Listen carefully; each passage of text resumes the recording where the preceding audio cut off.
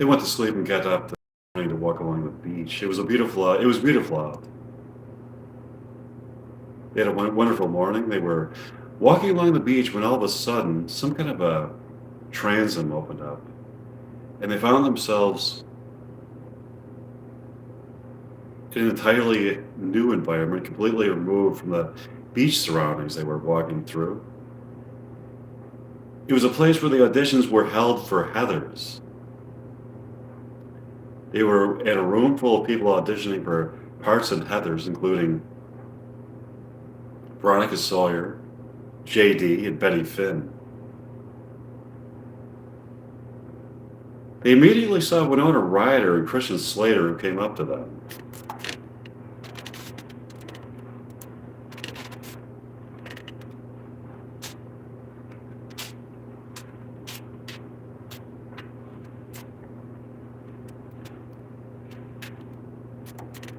Hi, pleased to meet you.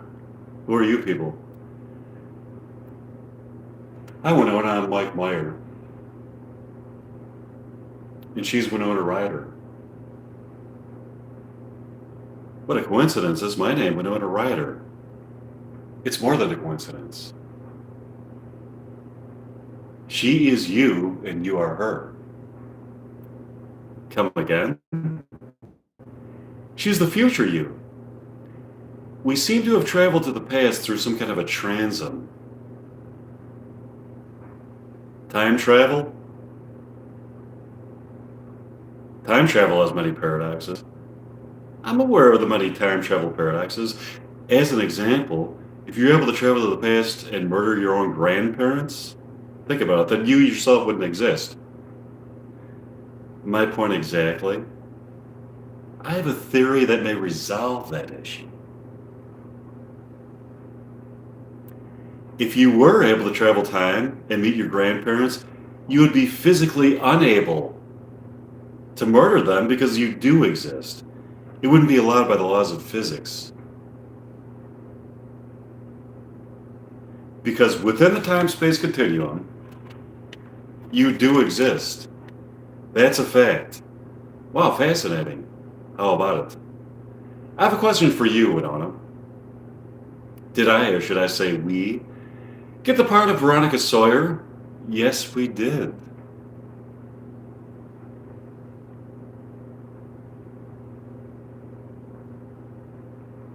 Excellent. All of a sudden, they see a middle-aged woman with brown hair and spectacles approach them. Her name is Teresa Tamlinson.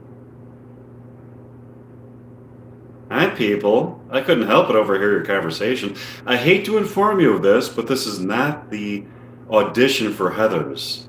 You have walked through what appeared to be a transom on the beach, teleporting you to the audition for Heathers when it is merely an optical illusion. Where you find yourself is an audition for a play based on Heathers here in the year 2023 that is going to be held in the local performance hall near the beach. She's lying. I am Winona Ryder. And this is the audition for the movie Heathers. What do you believe, Winona? I believe that this is the auditioning for Heathers. You'll find out. Teresa? How do we get out of this transom? Do you mean... Thanks for the thumbs up. I'll try to unfreeze the screen. It always does that. Okay. There we go. Do you mean this optical illusion that only appears to be a transom? Whatever. How do we get out? Just walk right through that door. They walked through the door. At the end of the room, they found themselves on a beach and couldn't find the supposed performance hall that they had exited. It appeared to them to really be a transom that took them to the Heathers auditions to further discuss the situation. It froze again. Damn it. Okay.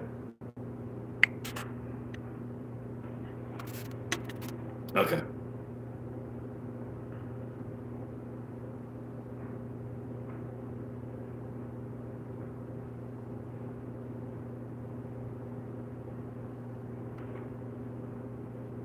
that was a transom.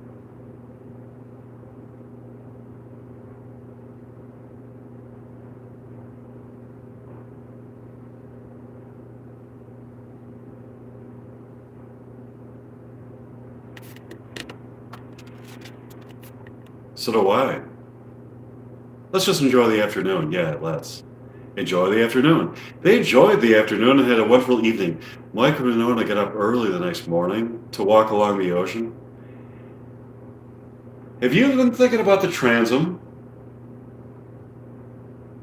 Yes, I had. What conclusions have you drawn from it?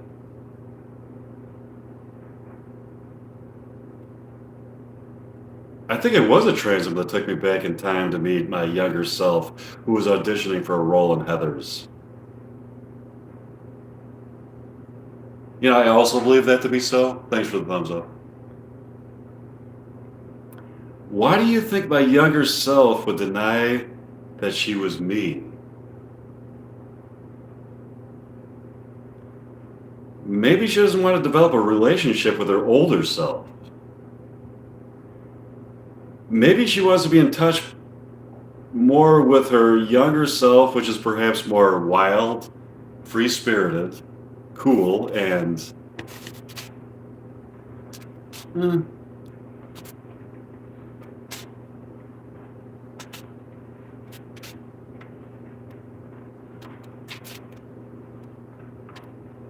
exciting.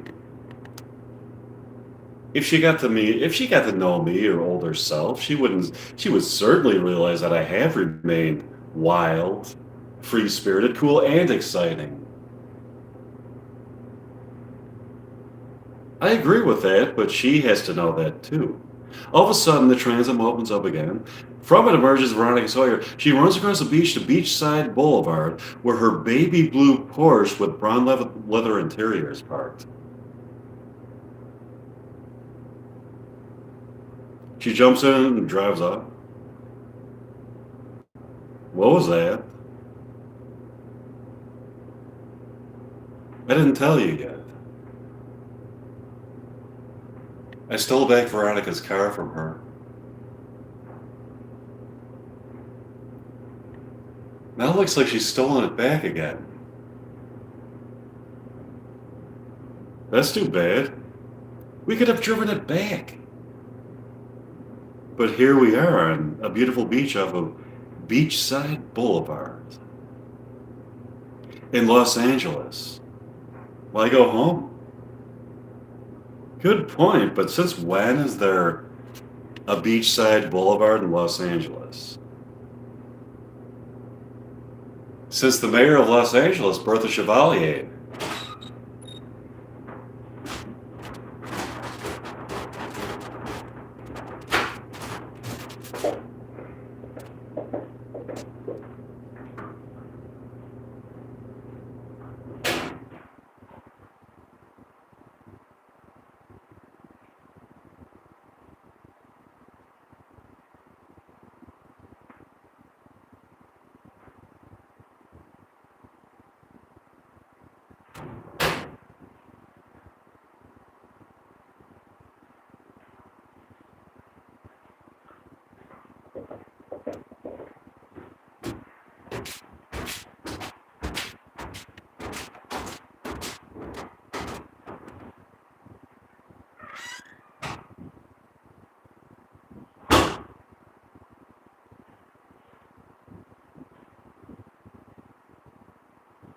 Told her to name it Beachside Boulevard.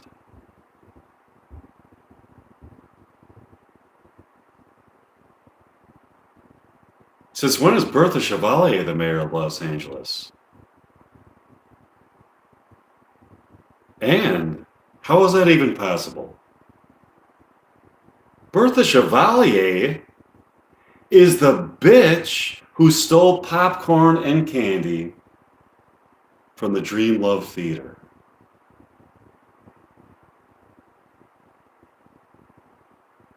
In the realm where Heathers 2 takes place. Los Angeles has elected a mayor who can toggle back and forth between concrete reality and the realm where Heathers 2 takes place. Oh, here she comes. Hi, Bertha. Hi, Mike. Hi, Winona. Go fuck yourself, Bertha. You're the bitch who stole popcorn and candy from the Dreamlove Theater. Yeah, but I'm a smart student. I don't care if you're a smart student. You stole popcorn and candy from the Dreamlove Theater.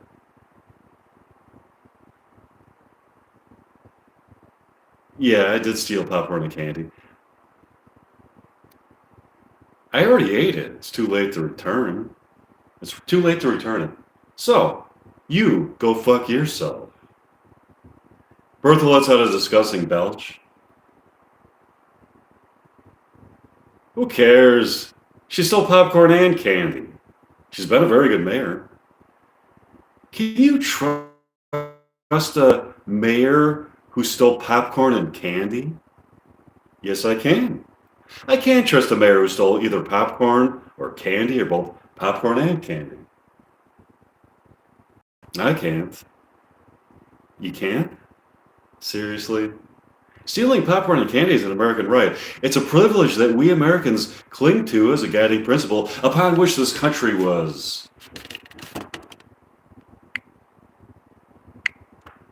founded. It's a cornerstone of the American system of democracy. Don't steal a car. Don't steal a yacht. But popcorn and candy? Have it. Don't pay. It's just take. I know, I was just kidding. I know that the right to steal popcorn and candy is an American privilege that sets us apart from more sadistic and oppressive countries, a defining characteristic of our American democracy. I'll see you later, Mayor Chevalier. Bye. Mike and Winona walk into the sunset. They had a wonderful evening. Mike and Winona got up the next morning and went to a diner in downtown Los Angeles called the City Food Place. They were all out of good ideas, so they just settled on the City Food Place. Okay. They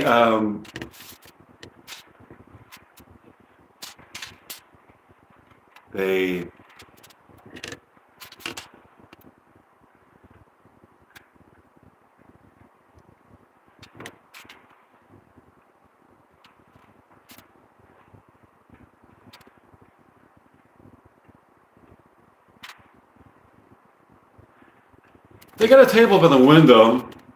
A waitress named Penelope took their order. How can I help you? Oh, hi, Penelope. Give me the beef stroganoff. And for you, Winona?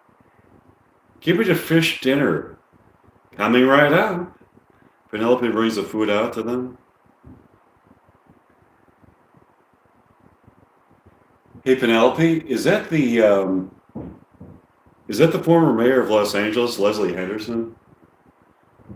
Yes, that's the former mayor of Los Angeles. That's her. That's former mayor of Los Angeles, Leslie Henderson.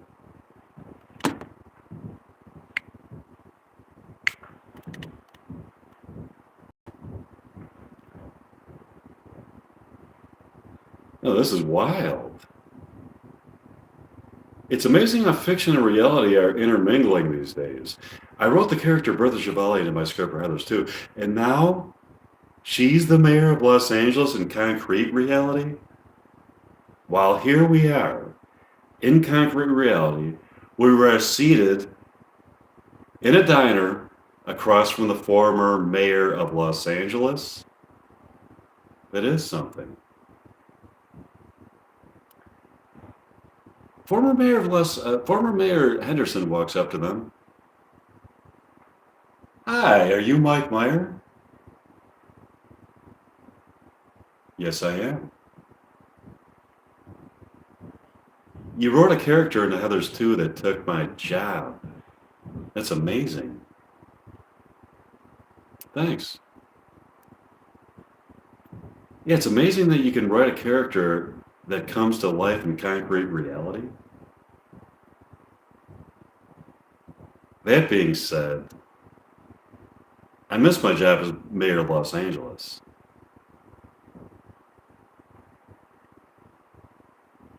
How would you like to cross over into fiction?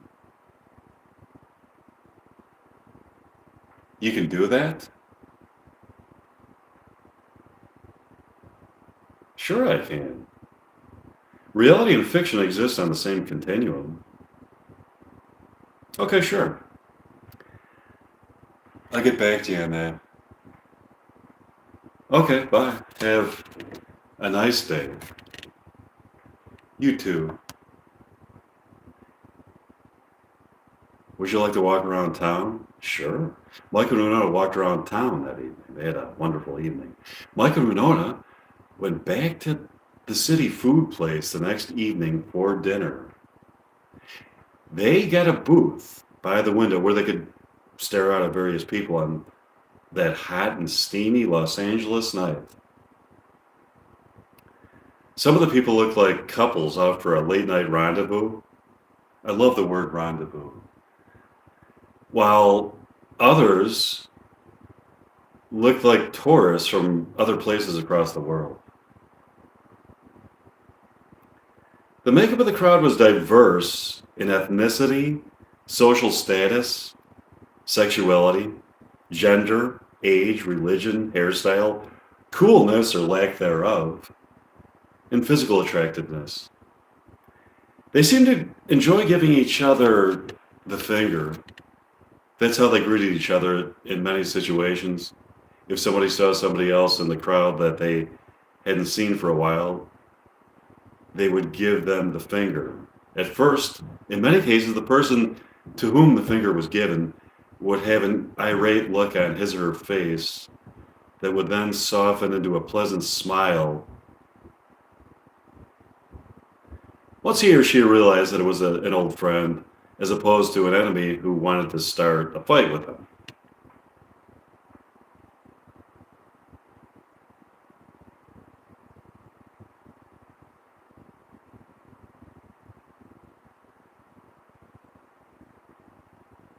Why are a lot of people giving other people the finger, and then upon the realization by the other person that that is an old friend, having a nice conversation with them? People around here are huge fans of Heathers. They particularly love the scene where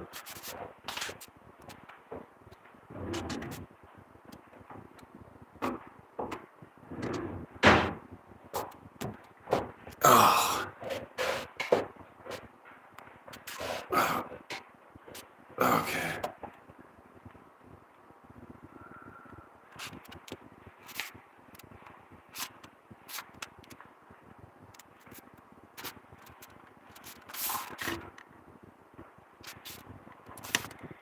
JD gives Veronica Sawyer the finger, and she proceeds to shoot off his finger with a gun. They think that it's some kind of hilarious poetic justice that is this disrespectful finger, that his disrespectful expression of vulgar body language is met with the ultimate reply from her being the shooting off with the gun of the finger that so offended her. So it's like he stuck out his middle finger at her as a symbolic way to say fuck you to her, and she shoots it off with a gun. So I thought that was like maybe the funniest thing I've ever seen in a movie. Okay.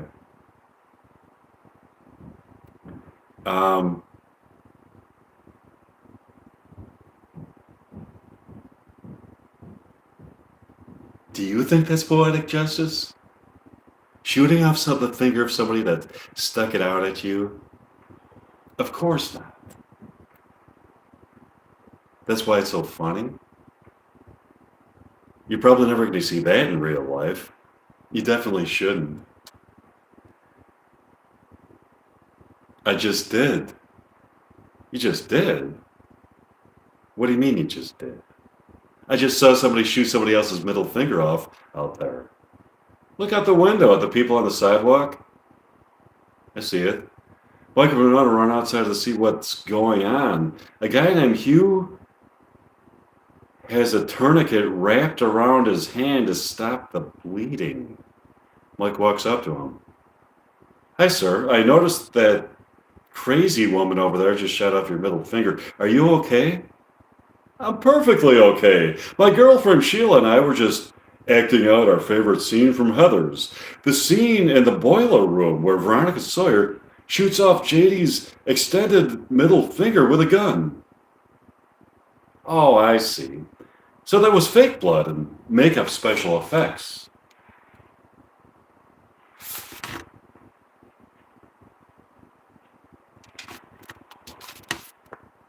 Your finger really hasn't been shot off? Oh, no, it's been shot off. As a matter of fact, it's on the sidewalk next to you. Could you please grab it for me? Mike grabs a finger off the sidewalk and gives it to Hugh. Thanks. Why don't you just use special effects? Why do you really have her shoot off your finger to reenact the scene? We want to make it as realistic as possible. We have to go to the hospital now to reattach it. It was a pleasure meeting you. It was a pleasure meeting you, too. By the way, I'm writing Heathers, too. Would you like to see it when it comes out?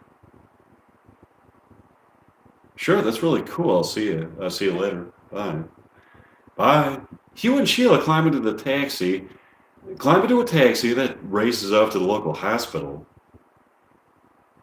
Let's go back inside the restaurant. Yeah, let's. Mike and Winona go back inside the restaurant to their booth. Penelope comes up to them and takes her order. Why'll it be? Give me the beef tacos. And for you, Winona? Give me the fish dinner. Come here right up. All of a sudden, Bertha Chevalier comes up to their table. Hi, Mike and Winona. Oh, hi, Bertha. Hi, Bertha. What's up? I have a request for you, Mike. Can you write me back into the Heathers 2 script? I miss being the bitch who steals popcorn and candy from Dream Love Theater. You miss being the bitch who steals popcorn and candy from Dream Love Theater? Sure, I'll write you back into the script. Thanks. Bertha leaves the restaurant. Who's going to be the mayor of Los Angeles now?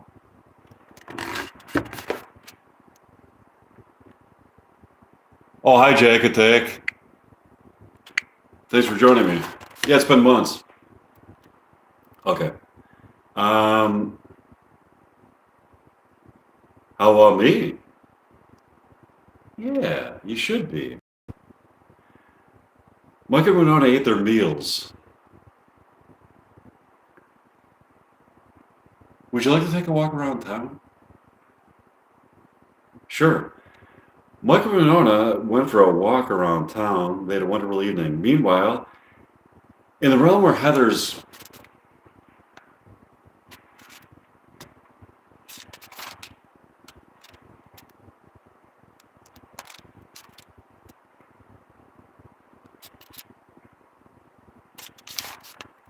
two takes place, Bertha Chevalier, having been written back into Heathers 2 by Mike, is there in the Dream Love Theater, waiting in line for popcorn and candy at the concession stand. It's finally her turn to take to order.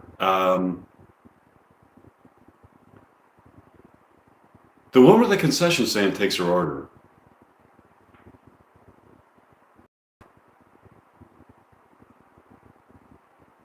How can I help you?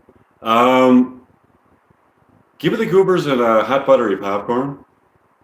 Do you want the regular goobers, or would you like to try our new booby goobers? Booby goobers? What the fuck are booby goobers? You haven't heard of booby goobers? Where have you been?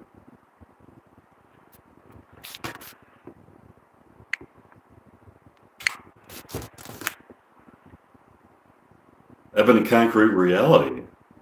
I was written out of the script and into Concrete Reality by Mike.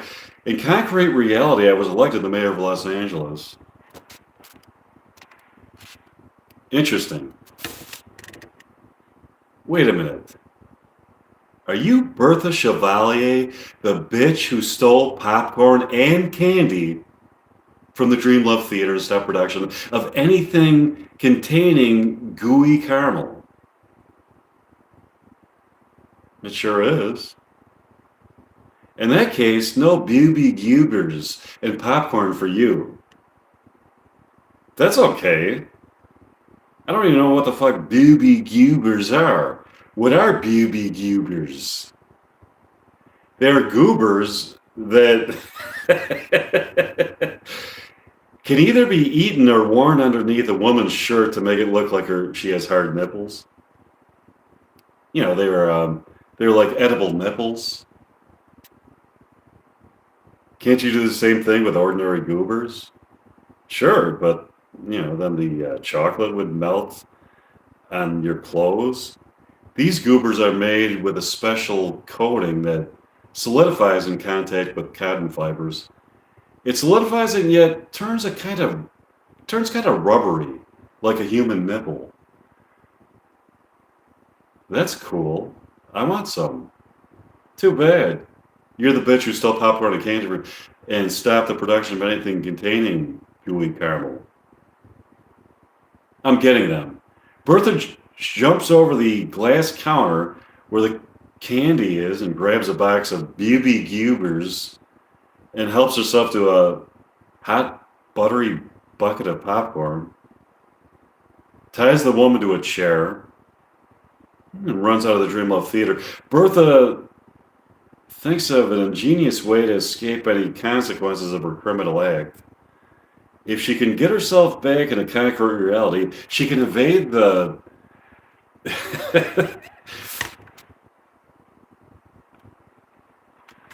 authorities from the realm where Heather Stew takes place. She has a deep insight that if she concentrates hard enough on the experiential aspects of what life is like in concrete reality, in contrast to what life is like in the realm where Heather Stew takes place, including the sights, sounds, smells, tastes, feelings, pleasures, pains, bodily sensations, and human emotions involved, that combined with her sheer desire to be in concrete reality may existentially place her there. She does so, and it works the way she thought it would. She's running around in concrete reality. Meanwhile, Mike and Winona are walking along the Pacific Ocean holding hands on that beautiful morning in late June. Winona? Yes. What is it like? The love I have for you is the poetry of my life. It is the music of my soul.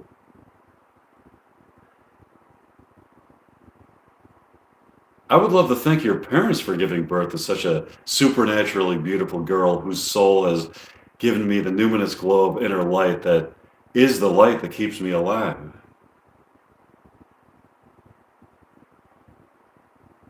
Let's make love? Yeah, let's. Mike and Winona made love in the moonlight on the beach where they slept that evening. They had a wonderful evening. They got up the next day and went for another walk along the beach. It was a bright, sunny, and mild day.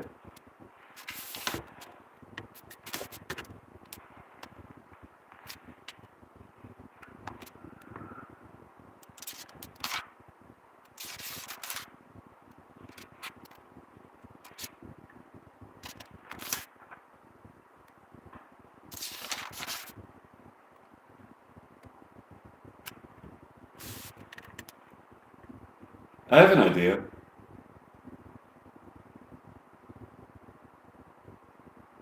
Would you like to hitchhike up to San Francisco?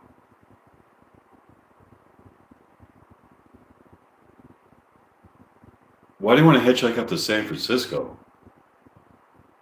I've never been to San Francisco. I've always wanted to see it.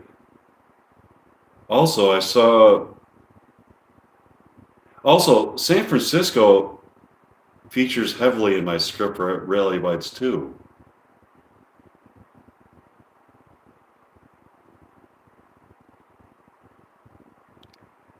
I want to see how closely my imaginings of a fictional restaurant that I wrote into the script match up with any of the restaurants and surroundings there. Yeah, that'd be cool. Isn't it kind of dangerous to hitchhike, though? I believe in it. feel as though I can sense whether or not a would-be driver would be a threat to our safety. So I'm supposed to trust in your ability to sense if a would-be driver is a threat. Yes. Do you love me enough to place your unequivocal trust in me? Yes. Wonderful, let's go. They walked to a Pacific Coast highway. They were sticking out their thumbs when suddenly a Volkswagen van from the 60s pulled up. Inside it was Robert Downey Jr. and Kiefer Sutherland. Wait a minute. Robert Downey Jr. and Kiefer Sutherland? What the fuck? Kiefer spoke to them from behind the steering wheel. Hey, do you need a ride? Yeah, but you're Kiefer Sutherland and Robert Downey Jr.? Circa, I want to say, the late 80s? This is the year 2024. What are you doing here? I'm sorry. I should have explained. Robert and I are trying to abandon the set of the movie 1969. We don't think it's that exciting. We want to hang out with you. I saw that movie. I loved it. Please finish making it. Well, if you loved it, we must have finished making it. You did finish making it on some parallel plane of existence. Okay, so we made it on some parallel plane of existence. Would you like to hop inside our van? No, get the fuck out of here, Keeper. Go back to whence you came. Winona and I are trying to hitch a ride up to San Francisco to see if Pancakes by the Bay from My Reality Bites 2 script matches up as I imagine it to any of the restaurants there. Can we go? No. Go finish 1969. It's the movie you're supposed to be working on.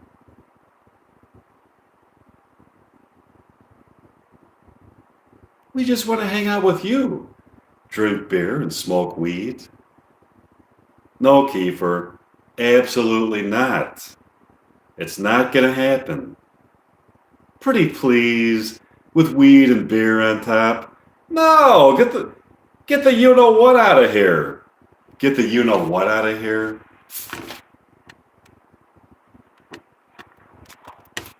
Do you mean fuck? Yes, Kiefer. I mean fuck. Get the fuck out of here. Kiefer gives Mike and Winona a vicious scowl as he drives off frantically at a high speed along the Pacific Coast Highway. Night falls. Wow, that was extraordinary. Yes, it sure was. Would you like to sleep on the beach tonight and make love beneath the full moon? Sure. Mike and Winona slept on the beach that night where they made love beneath the full moon. They had a wonderful evening. Mike and Winona got up the next morning.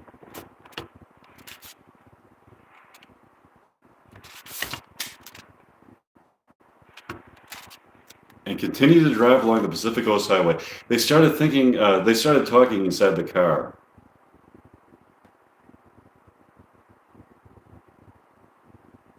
What a beautiful view it is along this highway. The roaring ocean, the blue sky. It allows my mind to drift into a kind of serene detachment.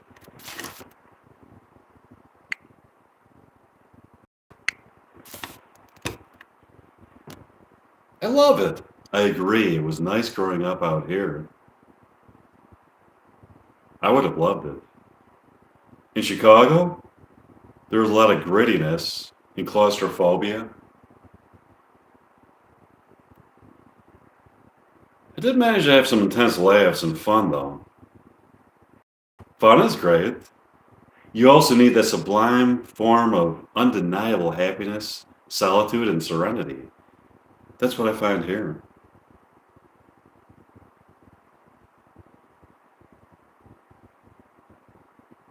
I can find it here, too.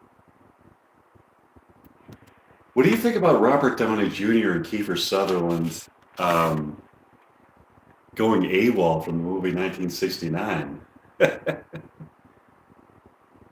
think it's cool. To tell you the truth, Winona, I also think it's cool.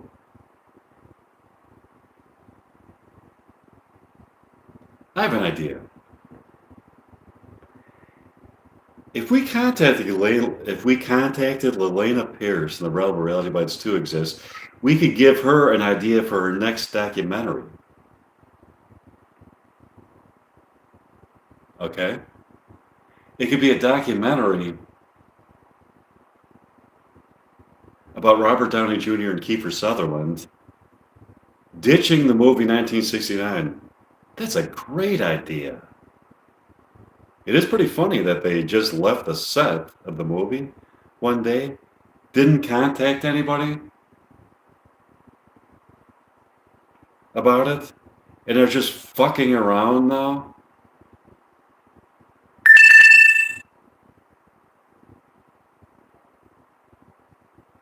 Yeah, it is. Michael continues to drive up the Pacific Coast Highway and finally made it to San Francisco. They were driving on a street named Sublime Love Boulevard that just so happened to have a restaurant named Pancakes by the Bay in it. On it. Wow, there it is. Just as I imagined it. Pancakes by the Bay. My imaginings really do come to life. Yes, they do. They pull up to the curb in front of the restaurant and walk inside. Inside the restaurant, they find Mike Meyer and Lelena Pierce seated at a table. A waitress named Penelope is taking their order. Wow, it's Penelope the waitress, just as I imagined her. That's intriguing. Are we in the realm of Reality Bites 2? Yes, we are. I have successfully intermingled fiction with reality. We are paradoxically in San Francisco, at a restaurant in San Francisco in the year 2024 called Pancakes by the Bay. And in the same restaurant, Pancakes by the Bay, in the realm of Reality Bites 2. That's cool. Do you want to just go and come back tomorrow? Sure, Mike and Winona left the restaurant and walked along the beach that night. They slept on the beach in the wonderful morning. They went to Pancakes by the Bay the next morning for breakfast and coffee. They got a table by the window where they could gaze upon people. They saw an unexpected sight out there. It was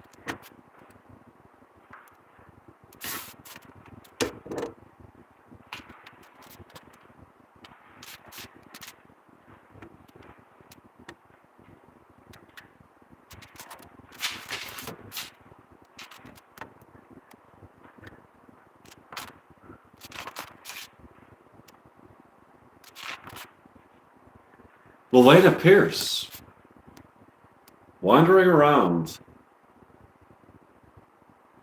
looking like she was in a very pensive mood. Look, it's Lelena Pierce. She seems like she's in a pensive mood.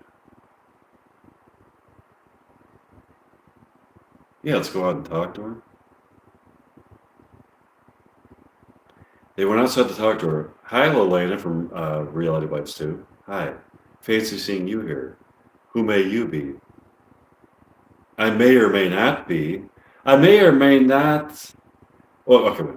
I may not only be, but am the writer who wrote you into the Reality Bites 2.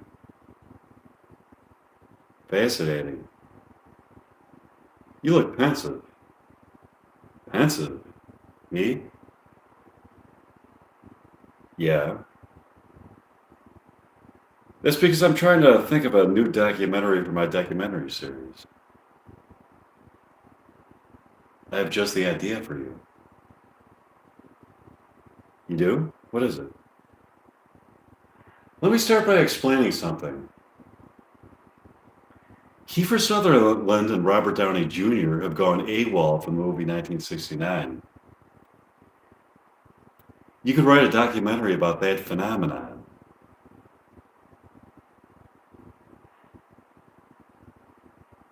Yeah, that would be fascinating. It's intriguing that Robert Downey Jr. in the movie 1969 attempts to evade the Vietnam draft, and here in reality has gone AWOL from the movie itself? Yes, I agree. So, do you want to do the documentary? Yes, absolutely. When can I start? Tomorrow? Sure. Would you like to meet somewhere? How about Pancakes by the Bay? 11 o'clock tomorrow morning. Great, I'll see you tomorrow. Okay. Bye. Bye. Michael went on and walked around San Francisco that afternoon and had proceeded to have an enlivening evening. Michael and Winona met Lelena Pierce at 11 o'clock that following morning at Pancakes by the Bay. Lelena had gotten there early and was already waiting for them at a booth by the window. Good morning. Good morning, Lelena. Good morning. Here comes waitress Penelope. Good morning, people. What's it going to be? I'll have the Bayside crepes and a cup of Mountain Morning coffee. Okay, Mike, and for you ladies, give me the Paradise pancakes. And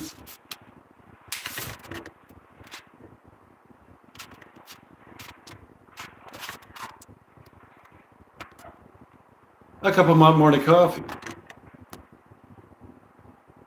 I'll have the Bayside pancakes and a cup of Mountain Morning coffee. Coming right up. That's a very charming waitress. So, I'm excited to hear more about your idea for a documentary. Tell her, Winona. Okay. As we've told you, Robert Downey Jr. and Kiefer Sutherland have gone AWOL from the movie 1969. We want to film a documentary about that phenomenon. You can explore the circumstances that may have motivated them to make that decision. Yeah, that's good. Maybe the working conditions were bad. Maybe the hours were too long and the pay was not commensurate. Yeah, exactly. But we would have to get Kiefer Sutherland and Robert Downey Jr. We would have to get Kiefer and Robert to agree to do the documentary. I'm sure Kiefer and Robert would be more than happy to oblige. Kiefer and Robert? More than happy to oblige? Do you know how stubborn and obstinate Kiefer and Robert can be? Yeah, Kiefer and Robert are stubborn and obstinate.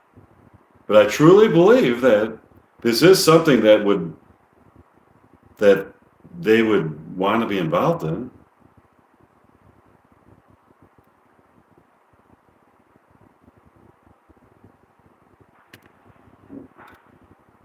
What's your plan for getting Kiefer and Robert?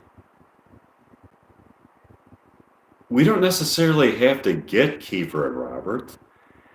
We could have a beautiful woman lure them into a bar and get them drunk while there are cameras in the bar that are secretly recording their conversations.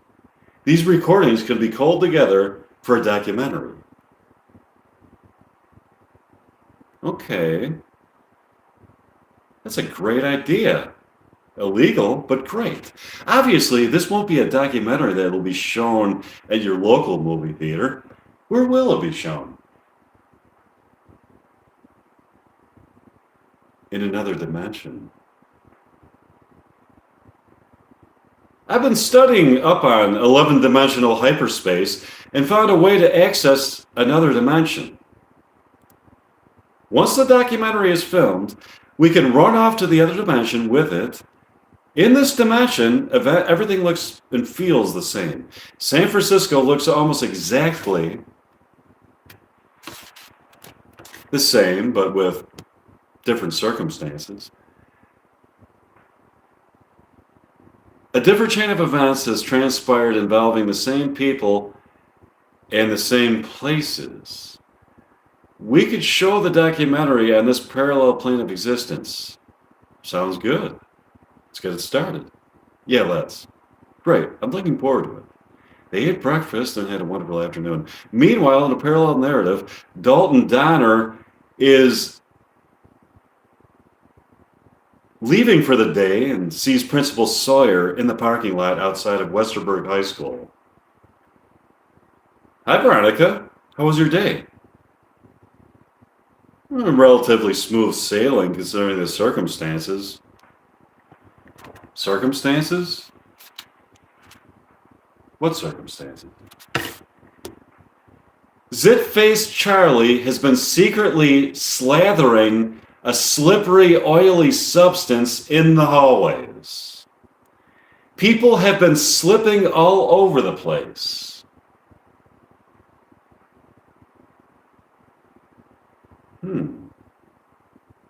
How do you know it was Zit-faced Charlie? I have a sixth sense about Zit-faced Charlie. I know it was a Zit-faced Charlie. Why don't you just turn him in? I need more evidence to turn him in. Anyway, can we please talk about something else? Sure. All of a sudden, JD pulls up to them in the parking lot in a light green 74 Chevy Corvette. I know what we can talk about. We could talk about me taking Veronica to the movies on Saturday. On Saturday night. No, JD. I'd rather talk about me kicking your ass on Saturday night. I don't condone violence, but I might make an exception for you. Don't worry. I don't want to fight a science dude. We need another type of competition to determine who wins our hearts. I was thinking the same thing. What would your idea be for a competition be? My idea is that we could each think of an exciting adventure that we could take Veronica on. Whoever successfully takes her on this adventure wins Veronica's heart. I like that idea. Here's the adventure I would take Veronica on. I would take her to Yellowstone Park, camp out under the moon, and try to live there off the fat of the land, hunting and fishing. For entertainment, we would tell each other ghost stories. We could bring beer, but no food. We have to hunt prey for food for our survival. We could only bring a limited amount of clothing. At some point, we would have to wear pelts and animal fur.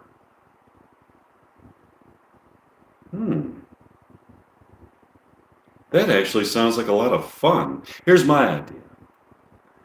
I would like to find a way to not only preserve my and Veronica's youthful appearance for billions and billions of years, but keep us alive until the Milky Way galaxy collides with the Andromeda galaxy. Eons into the future. At the moment of collision, I want to make love with Veronica. After we make love, we will both die and be reborn eons into the future in an entirely new galaxy that I shall name Love Destiny. Wow, that's fucking ambitious. Can you really make that happen? I'm a science teacher. I can do anything. This is going to be fun. They talked more and had a wonderful afternoon.